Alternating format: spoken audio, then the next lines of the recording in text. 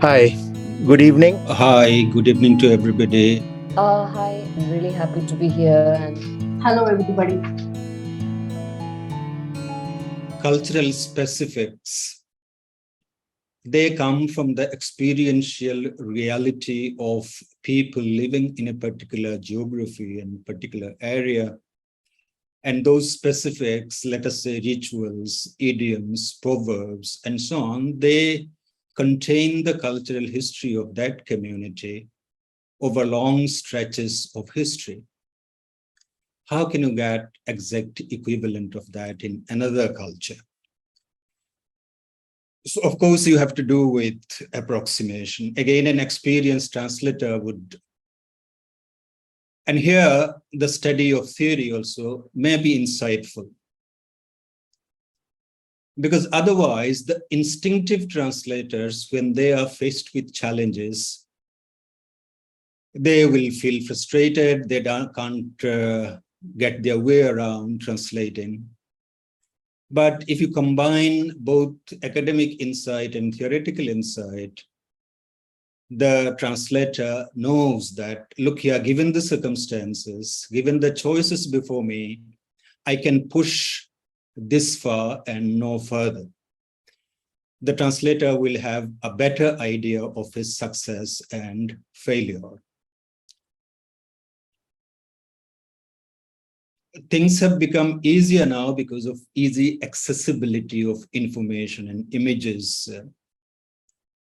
Again, if I go back to the 1980s, we find that in translation, you have to translate the habitat, the dwelling places, the landscape, and sometimes those things may be very foreign to you.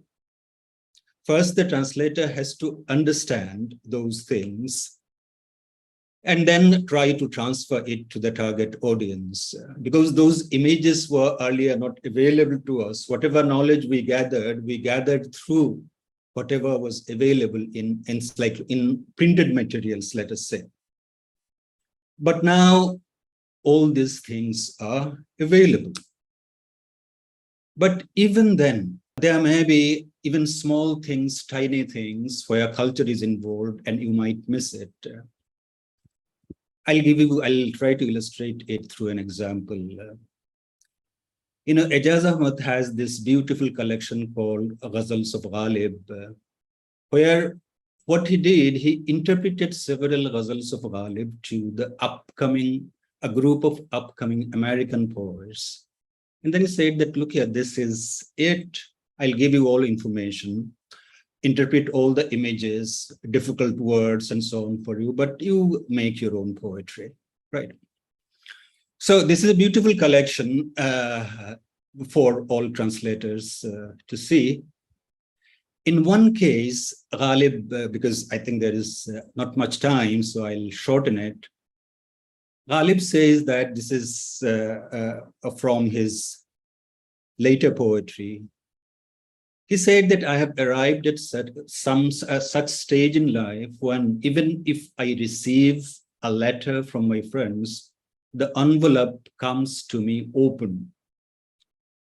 So Ejaz Ahmad being the communist, and his thinking was on those lines, and he interpreted those lines saying that even in Ghalib's time, there was this strong censorship and so on, and letters were opened, right?